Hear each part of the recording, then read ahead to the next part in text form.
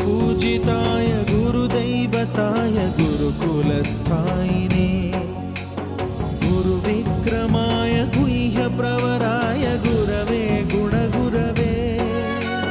गुरुदैत्यकलक्षेत्रे गुरुधर्मसदाराध्याय गुरुपुत्रपरित्रात्रे गुरुपाखण्डखण्डकाय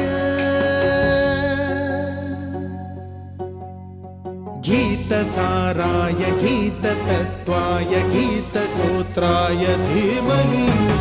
गूढगुल्फाय गन्धमत्ताय गोजयप्रदाय धीमहि